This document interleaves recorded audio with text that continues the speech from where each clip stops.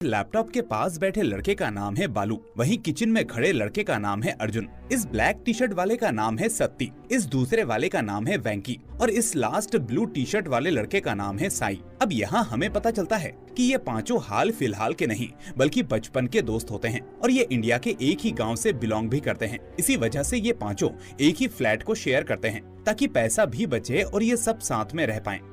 कहानी यहाँ से आगे बढ़ती है जहाँ अर्जुन की बहन की फ्रेंड उसे फोन करती है और पूछती है कि भैया मैं भी अमेरिका आना चाहती हूँ, वहाँ का माहौल कैसा है, कुछ सजेशंस दो कि आना ठीक रहेगा या नहीं। तो अर्जुन उससे कहता है कि हाँ तुम आ सकती हो, लेकिन शेयरिंग करोगी तो बेहतर होगा वरना खर्चा काफी हो जाएगा। अब इसके बाद शाम को जब ये पांचों अपनी पढ़ाई के काम से फ्री होकर अपने फ्लैट में चिल कर रहे होते हैं तो अचानक वेंकी को याद आता है कि अगले हफ्ते तो बालू का बर्थडे है। इसलिए वो बाकी दोस्तों से कहता है कि इस बर्थडे पार्टी में हमें धूम मचानी है और सबको दारू भी पीनी पड़ेगी। मैंने खुद बालू के लिए एक जबरदस्त सरप्राइज भी रखा है, इसलिए कोई उसको नहीं बताना। इस तरह अब बाकी दोस्त उसकी बात मान जाते हैं।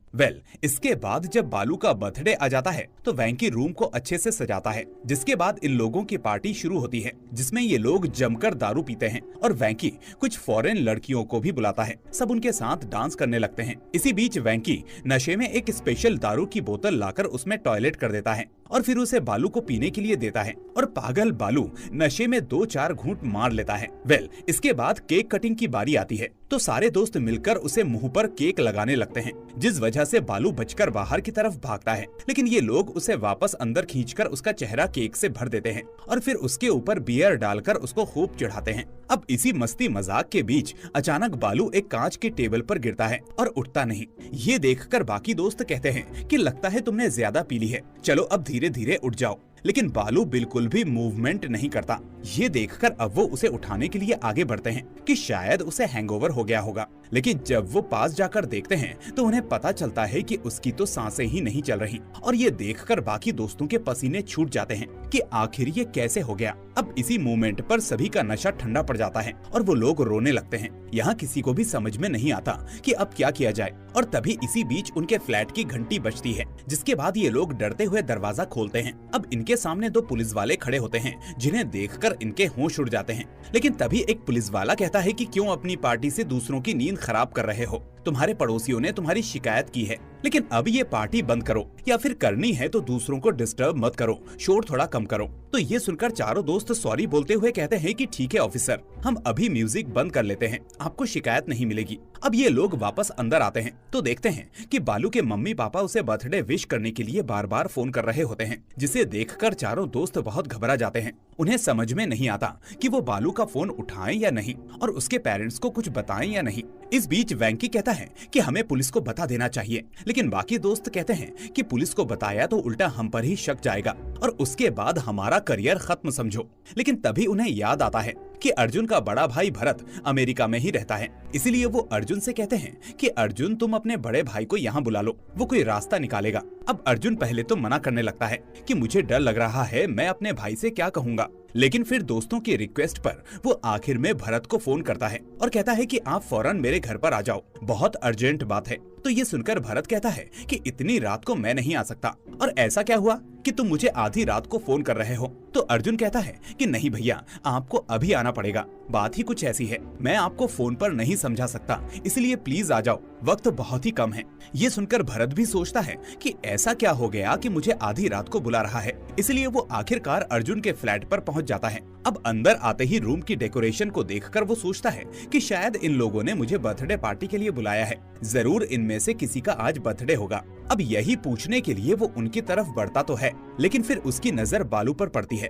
वहाँ अंदर बालू को ऐसी हालत में देखकर उसके होश उड़ जाते हैं। वो पूछता है कि इसे क्या हुआ, ये ऐसे क्यों पड़ा है, ज्यादा पिला दी क्या तुम लोगों ने इसे। तो ये सुनकर चारों घबराते हुए कहते हैं कि नहीं भैया, ये दारू के नशे में ऐसे नहीं पड़ा। और ये जानते ही भरत को समझ में आ जाता है। वो एकदम से पूछता है कि आखिर क्या किया तुम लोगों ने, मुझे सच सच बताओ। तो वो लोग कहते हैं कि भैया हमने कुछ भी नहीं किया, हम लोग तो अच्छा खासा बालू का बर्थडे सेलिब्रेट कर रहे थे, लेकिन तभी अचानक ये नीचे गिर गया और मर गया। ये सब एक छोटा सा एक्सीडेंट था भैया, और अब हमें कुछ भी समझ में नहीं आ रहा, इसलिए हमने आपको कॉल किया। अब आप ही हमारी मदद करो। ये सुनकर भरत कहता है कि चलो पुलिस को जाकर सब कुछ सच सच बता देते हैं। लेकिन तभी चारों दोस्त उसे रोकते हुए कहते हैं कि नहीं भैया, पुलिस को बताया तो हमारा करियर खत्म हो जाएगा, सारी जिंदगी हमें जेल में काटनी पड़ेगी, इसीलिए प्लीज भैया कुछ और सोचो। तो भरत जवाब देता है कि अरे इसमें मैं क्या मदद करूं, ये किसी की मौत का मामला है, इसलिए मुझे खुद समझ में नहीं आ रहा कि क्या करूं। वेल, अब इसी बीच बालू की माँ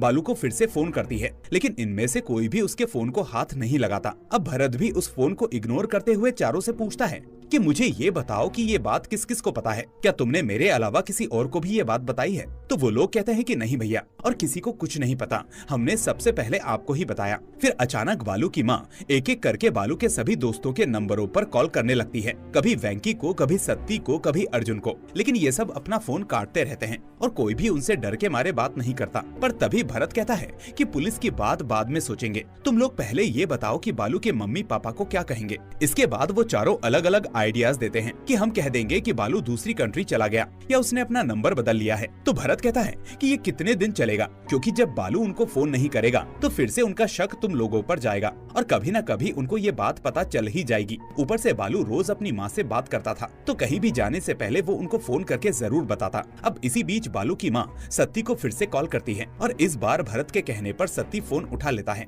फोन उठाकर वो नाटक करता है कि आंटी आज बालू का बर्थडे है ना, इसलिए वो पार्टी में बिजी है, आप थोड़ी देर बाद कॉल करिएगा, मैं उसे फोन दे दूंगा। लेकिन बालू की माँ कहती है कि सत्ती बेटा, तुम बस एक बार उसे फोन दे दो, वो मेरा फोन नहीं उठा रहा, मैं सिर्फ उसे बर्थडे विश करना चाहती हूँ। पर सत्ती उनकी ये बात सुनकर फौरन अपना फोन काट देता है। इसके बाद भरत कहता है कि अब कोई रास्ता नहीं है, तुम्हें सच बताना ही पड़ेगा। इसीलिए जब बालू की माँ इस बार किसी और को फोन करती है तो भरत फोन ले लेता है और उन्हें समझाने की कोशिश करता है कि आंटी यहाँ आज एक हादसा हो गया, मुझे समझ नहीं आ रहा कि मैं आपको कैसे बताऊं। तो वो कहती है कि क्या हुआ भरत, तुम घबराए हुए क्यों हो, सब ठीक तो है? तो भरत धीरे धीरे कहता है कि आंटी आज ये लोग बालू की बर्थडे पार्टी में मस्ती कर रहे थे, लेकिन इसी बीच अचानक बालू नीचे गिर गया और उसकी जान चली गई। यहाँ सभी लोग घबराए हुए हैं, समझ नहीं आ रहा था कि आपको कैसे बताएं। भरत कहता है कि आंटी आप सुन रही हैं ना? तो ये सुनकर बालू की माँ अपना फोन कट कर देती है और उसके थोड़ी देर बाद बालू का पिता सत्ती को कॉल करके डांटता है कि तुम लोगों को आज के दिन ऐसा मजाक सूझ रहा है, कहाँ है ये बालू का बच्चा, ये सब वही करवा रहा होगा, इसीलिए चलो मजाक बंद करो और फोन बालू को दो। लेकिन तभी ये चारों उनको समझाते हैं कि अंकल हम सच बोल रहे हैं, ये एक्सीडेंटली हुआ, हमने जानबूझकर कुछ नहीं किया, बालू बस नीचे गिरा और उसकी मौत हो गई। फिर आखिर में बालू के पापा को यकीन हो जाता है कि ये लोग सच बोल रहे हैं, इसीलिए वो भी अपना फोन काट देते हैं। अब सभी को थोड़ा रिलीफ महसूस होता है कि उन्होंने बालू के पेरेंट्स को सच बता दिया है, इसलिए अब कोई भी उन पर शक नहीं करेगा। इसके बाद अब ये पांचों काफी देर तक सोचते रहते हैं कि आखिर बॉडी का क्या करें, आगे क्या होगा। लेकिन तभी सत्ती के पिता उसको फोन करते हैं और पूछते हैं कि सत्ती वहाँ क्या हुआ। वो बताते हैं कि अभी अभी बालू के पापा हमारे घर आए थे और कह रहे थे कि तुम्हारे बेटे सत्ती ने बाकी दोस्तों के साथ मिलकर मेरे बेटे बालू को मार दिया। आखिर ये सब क्या चल रहा है? आगे वो बताते हैं कि वो सिर्फ मेरे पास नहीं बल्कि तुम्हारे बाकी दोस्तों के पेरेंट्स के पास भी गए हैं। उनका इतना कहना ही था कि इतने में सभी दोस्तों के घर से उनके पेरेंट्स के फोन आने लगते हैं, जिसके बाद वो लोग अपने मम्मी पापा को समझाते हैं कि हमने किसी को नहीं मारा, बालू तो हमारा बेस्ट फ्रेंड था, ये सब बस एक एक्सीडेंट था। खैर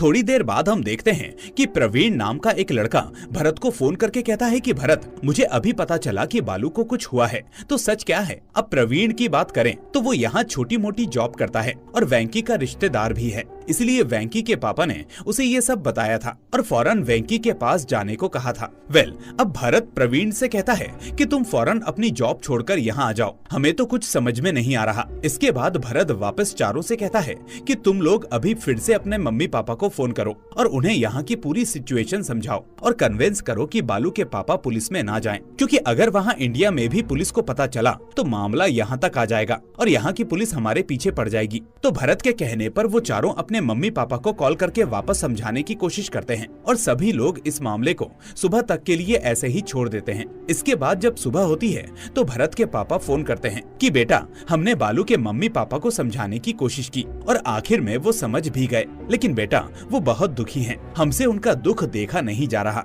भरत उनसे कहता है कि हम लोग खुद शॉक्ड हैं, इसीलिए आप वहाँ उन लोगों को संभालिए, मैं यहाँ इन लोगों को संभालता हूँ। ये लोग भी बहुत घबराए हुए हैं। इस तरह अब इंडिया में तो माहौल थोड़ा ठंडा पड़ जाता है, क्योंकि सभी के समझाने पर बालू के मम्मी पापा सोचते हैं कि वो पुलिस में नहीं जाएंगे, वरना बाकी बच्चों की जिंदगियां खराब हो जाएंगी। उन्हें यकीन हो जाता है कि ये सब कुछ उन बच्चों ने जानबूझकर नहीं किया होगा। अब थोड़ी देर के बाद प्रवीण अपनी ड्यूटी खत्म करके यहाँ पर आता है, तो भरत उससे कहता है कि हमने सारे लोगों को कन्विंस कर लिया है, अब वो लोग किसी को नहीं बताएंगे और हम लोग भी किसी को भी नहीं बताएंगे। लेकिन अब हमारे सामने प्रॉब्लम ये है कि बालू की बॉडी का क्या करें। तो प्रवीण भरत को साइड में ले जाकर उसको बहुत डांटता है कि तुमको समझ में आ रहा है कि तुम क्या कर रहे हो, अगर पुलिस को नहीं बताया तो जिंदगी बर्बाद हो सकती है। ये सुनकर भरत कहता है कि अगर हम पुलिस को बता भी दें तब भी हमारी जिंदगी बर्बाद ही होगी, इसलिए तुम फिक्र मत करो, सारे लोग कन्विंस हो चुके हैं, वो किसी को नहीं बताएंगे। और वैसे भी इस ग्रुप में मेरा भाई अर्जुन भी है,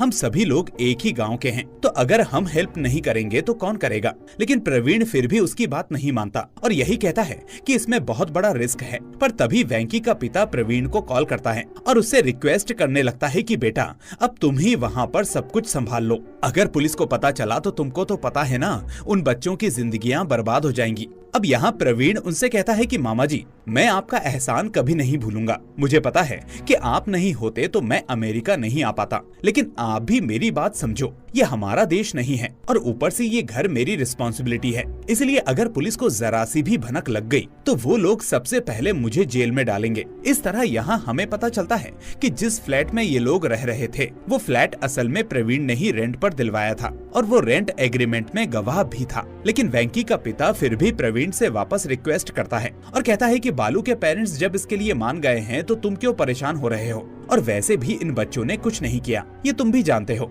इसीलिए उनकी मदद करो, मैं बस यही कहूँगा। तो आखिर में प्रवीण उनसे कहता है कि ठीक है मामा जी, मैं इस बात को यही दबाने की पूरी कोशिश करूंगा, लेकिन अगर फिर भी कोई प्रॉब्लम आएगी तो मैं इन लोगों की हेल्प नहीं कर पाऊंगा। फिर इसके बाद वो चारों दोस्तों से पूछता है कि चलो अब तुम लोग ही बताओ कि बालू की डेड बॉडी का क्या करें। तो इस तरह वो लोग अपना अपना ओपिनियन देने लगते हैं। कोई कहता है कि बालू की बॉडी को किसी जगह पर ले जाकर जला दें, तो कोई कहता है कि एसिड डालकर डिस्पोज कर दें।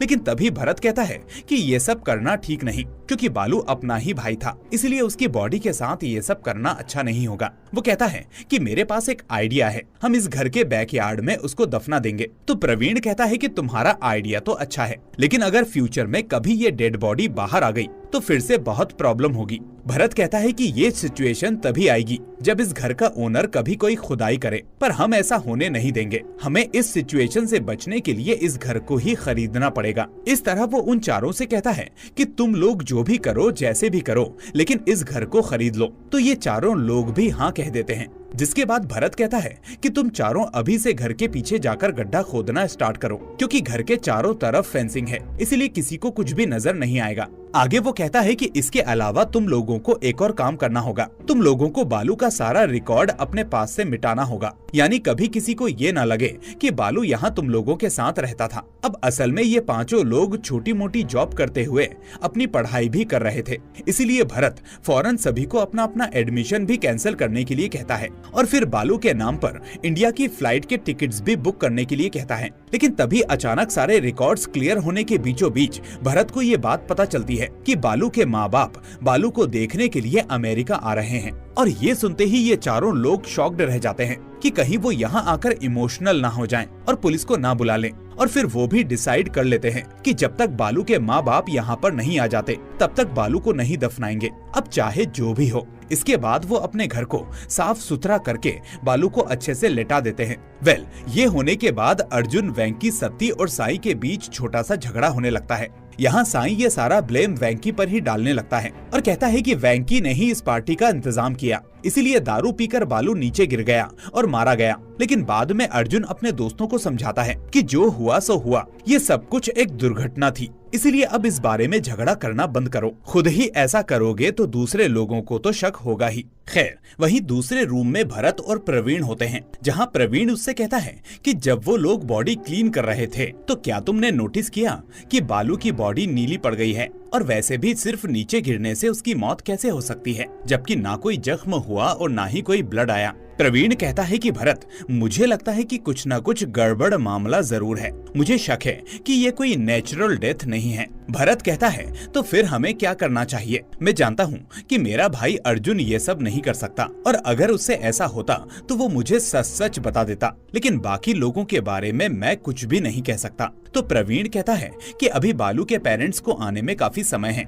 इसलिए तब तक हम दोनों चोरी चुपके इन 4 लोगों की इन्वेस्टिगेशन करेंगे। अब भरत इसके लिए मान जाता है और इसके बाद ये दोनों मिलकर एक एक करके चारों लोगों के पास जाकर पूछताछ करते हैं कि क्या बालू के साथ किसी का झगड़ा हुआ था, क्या तुम लोगों में से किसी के साथ उसका हाल ही में कोई झगड़ा हुआ था। अब सभी का अलग अलग जवाब सुनकर ये दोनों मुलाकात करके आपस में यही कहते हैं कि कोई भी क्लू नहीं मिला। इसी बीच भरत कहता है कि हो सकता है कि हम लोग कुछ ज्यादा ही सोच रहे हैं और ये असल में कोई एक्सीडेंट ही हो, और वैसे भी वो 5 लोग बचपन के दोस्त हैं, पता नहीं कितनी बार आपस में लड़े होंगे, तो आखिर एक दूसरे को क्यों ही मारेंगे। फिर भी प्रवीण कहता है कि यार भरत, कुछ तो गड़बड़ है, हमें पता करना ही होगा। अब थोड़ी देर बाद भरत प्रवीण को कुछ दवाइयाँ दिखाते हुए कहता है कि अभी अभी मुझे इन लोगों से ये बात पता चली कि बालू को अस्थमा था, तो शायद बर्थडे सेलिब्रेशन में उसको अस्थमा अटैक हुआ होगा, जिसकी वजह से उसकी मौत हो गई। और दूसरा, ये टैबलेट्स स्किन एलर्जी की टैबलेट्स हैं, जिसकी वजह से शायद उसकी स्किन का कलर नीला हो गया होगा। कुछ भी पॉसिबल है। पर तभी प्रवीण के दिमाग में एक बात खटकने लगती है। वो फौरन जाकर उस घर के सारे डस्टबिन को चेक करने लगता है,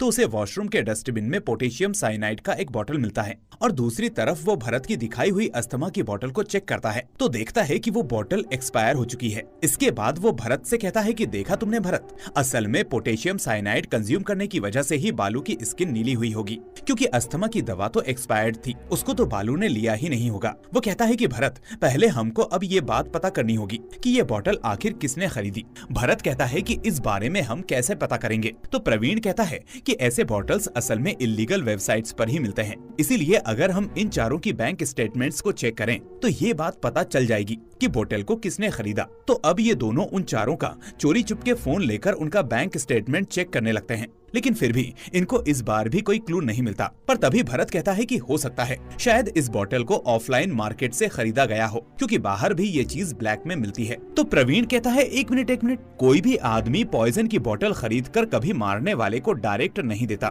बल्कि वो हमेशा उसे किसी चीज में मिलाकर सामने वाले को देता है। इसका मतलब ये है कि जहर देने वाले ने पहले उसे किसी चीज में मिलाया होगा, चाहे वो चीज कोई भी हो, और हमें अब उसी चीज को ढूंढना होगा, चाहे वो केक हो, शराब हो या खाने की कोई चीज। इस तरह अब वो दोनों किचन में जाकर चेक करते हैं, इधर उधर चेक करते हैं, तो उन्हें एक ब्रांडेड दारू की बोतल एकदम अलग सी रखी हुई दिखाई देती है। असल में ये वही बोतल होती है जिसमें शुरू में इन लोगों ने टॉयलेट किया था। अब इस बोतल को देखकर प्रवीण समझ जाता है कि शायद वो जहर इसी में मिलाया गया होगा। अब इसके बाद ये दोनों साईं को बुलाकर इस बोतल के बारे में पूछने लगते हैं। तो साईं इनसे कहता है कि एक्चुअली इस बोतल में 2 लोगों ने टॉयलेट किया था, जिसमें से एक था वेंकी और दूसरा अर्जुन। वो बताता है कि वेंकी ने तो इसमें यहीं पर टॉयलेट कर दिया था, जबकि अर्जुन इसे लेकर वॉशरूम में गया था टॉयलेट करने के लिए। अब अर्जुन भरत का ही भाई होता है, तो भरत समझ जाता है कि अर्जुन ने ही इस बोतल को वॉशरूम में ले जाकर इसमें जहर मिलाया होगा, और ये अंदाजा लगते ही भरत और प्रवीण के होश उड़ जाते हैं। इसके बाद जब अर्जुन इन दोनों के पास आता है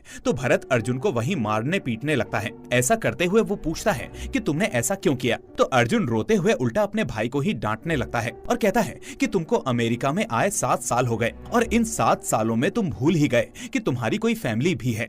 भैया बताओ, तुमने कभी हमको कॉल किया? उल्टा अगर हम तुमको कॉल करते तो तुम बिजी होने की बात कहकर फोन काट देते थे। तुम्हें पता भी है मम्मी और पापा तुमसे बात करने के लिए कितना तड़पते हैं, और वो लोग तुम्हारी कितनी फिक्र करते हैं। लेकिन अगर तुम्हें इस बात की फिक्र नहीं है तो तुम्हें मुझे मारने का भी हक नहीं है। ये सब देखकर अब प्रवीण भरत को अर्जुन को मारने से रोकता है, और इसके बाद वो अर्जुन को संभालते हुए पूछता है कि आखिरकार क्या हुआ, बात क्या है। तो अर्जुन जो हुआ वो इन दोनों को बताने लगता है, और सीन यहाँ से फ्लैशबैक में चला जाता है। असल में भरत और अर्जुन की एक बहन थी जिसका नाम होता है श्वेता। अब कुछ सालों पहले अर्जुन और उसके माँ बाप श्वेता का बर्थडे सेलिब्रेट कर रहे होते हैं, और श्वेता भी डबल खुश होती है क्योंकि उसे दिल्ली में एक इंटर्नशिप मिली थी और वो जल्दी ही दिल्ली भी जाने वाली थी। अब उसी दिन श्वेता ने अपने बड़े भाई भरत को कॉल किया था, लेकिन भरत ने बिजी बोलकर अपना फोन काट दिया और उल्टा श्वेता को बर्थडे भी विश नहीं किया। थोड़ी देर बाद अब श्वेता के फ्रेंड के कॉल करने की वजह से श्वेता उससे मिलने अपने घर से बाहर आती है। लेकिन जब बहुत देर होने के बावजूद भी श्वेता वापस घर पर नहीं आती तो अर्जुन और उसका पिता श्वेता को इधर उधर ढूंढने लगते हैं। और जब ये दोनों वापस घर पर आते हैं तो इनके घर के पास पुलिस वाले होते हैं जो इन्हें एक लड़की की लाश की शिनाख्त करने के लिए अपने साथ मॉर्चरी रूम में ले जाते हैं। और जब ये उस लड़की को देखते हैं तो खुद को संभाल नहीं पाते क्योंकि ये डेड बॉडी असल में श्वेता की ही होती है और बेचारी श्वेता का सर आधा हो चुका होता है। इसके बाद अर्जुन और उसके माता पिता बुरी तरह से टूट जाते हैं और उस वक्त अर्जुन अकेला ही अपने माँ बाप को संभालने में लगा होता है और काफी अकेला पड़ जाता है। अब अर्जुन कहता है कि मेरा तो अमेरिका आने का बिल्कुल भी मन नहीं था, लेकिन पेरेंट्स चाहते थे कि मैं भरत भैया की तरह अच्छी जॉब करूं, चाहे मुझे उनसे अलग ही क्यों ना रहना पड़े, इसलिए मैं खुशी के खातिर यहाँ आ गया। लेकिन अर्जुन बताता है कि अभी कुछ दिन पहले श्वेता की एक फ्रेंड का कॉल मेरे पास आया था और उसने कहा था कि वो यहाँ पर आना चाहती है। अब इन्हीं बातों ही बातों में उसने मुझसे बालू के बारे में भी जिक्र किया कि क्या बालू भी आपके साथ रहता है और बालू कैसा बंदा है, उसका बिहेवियर कैसा है। तो मैंने पूछा कि तुम बालू को कैसे जानती हो, तो उसने कहा कि भैया मैं आपसे एक बात कहना चाहती हूँ। एक्चुअली बालू और श्वेता एक वक्त पर रिलेशनशिप में थे। शुरू में तो इन दोनों के बीच सब कुछ अच्छा चल रहा था और ये एक दूसरे से बहुत प्यार करते थे। लेकिन कुछ महीनों के बाद बालू का बिहेवियर टोटली चेंज हो गया। वो श्वेता को लेकर बहुत पॉजिटिव हो गया और उससे कहने लगा कि तुम इससे बात मत करो, उससे बात मत करो, यहाँ मत जाओ, वहाँ मत जाओ। अब श्वेता उससे प्यार करती थी इसलिए वो ये सब फॉलो करने लगी। लेकिन तभी एक दिन उसे ये बात पता चली कि बालू के काफी सारे अफेयर्स हैं, जिसके बाद श्वेता बालू को अवॉइड करने लगी। लेकिन इसके बाद बालू श्वेता को और तंग करने लगा। वो श्वेता के मना करने के बाद भी बार बार उसे कॉल्स करता और मिलने के लिए जाता। और ऐसे ही श्वेता के बर्थडे के दिन बालू ने ही श्वेता को अपने घर पर कुछ बात करने के लिए बुलाया था और उसके पास जाने से पहले श्वेता ने ये बात मुझसे शेयर की थी कि बालू फोन कर रहा है इसलिए मैं उससे बात करने जा रही हूँ। उसने कहा था कि मैं दिल्ली जाने वाली हूँ इसलिए बालू से अपना रिश्ता आज खत्म कराऊंगी, वो इस रिश्ते के लायक नहीं है। तो ये सारी बातें सुनने के बाद अर्जुन को बालू पर ही शक होता है कि बालू ने ही इसकी बहन को मारा होगा। लेकिन यहाँ एक और बात यह है कि श्वेता के कत्ल के इल्जाम में एक आदमी ऑलरेडी जेल में होता है। अब इस बात की सच्चाई पता करने के लिए अर्जुन एक रैंडम फोन नंबर से बालू को मैसेज करता है जिसमें लिखा होता है कि मुझे पता है तुमने श्वेता के साथ क्या क्या किया, इसलिए फौरन मुझे इस अकाउंट पर इतने पैसे भेजो वरना मैं तुम्हारा भांडा फोड़ दूंगा। अर्जुन बताता है कि वो मैसेज देखने के बाद बालू बहुत डर गया था और उसने फौरन उस अकाउंट में पैसे भेज दिए थे। इस तरह प्रेजेंट में भरत अर्जुन से ही पूछता है कि बालू ने उस अकाउंट नंबर पर पैसे भेजे, ये तुमको कैसे पता, क्या तुमने अपनी आंखों से देखा और वो अकाउंट नंबर किसका था। तो अर्जुन कहता है कि मुझे पक्का यकीन है कि उसने वो पैसे भेजे थे और उसी ने हमारी बहन श्वेता को मारा था। और इतना कहकर वो उस कमरे से बाहर चला जाता है। इसके बाद भरत प्रवीण से कहता है कि अरे यार ये तो पागल हो गया है, इसने बिना पूरा सच जाने ही बालू को मार दिया। खैर जो भी हो, बालू के माता पिता के आने के बाद मैं उन दोनों को सब कुछ सच सच बता दूंगा। अब बाद में वो दोनों क्या डिसाइड करेंगे ये उन पर डिपेंड करता है। इसके बाद बालू के माँ बाप वहाँ पर पहुँच जाते हैं और अपने मरे हुए बेटे को देखकर बहुत रोने लगते हैं। अब भरत और प्रवीण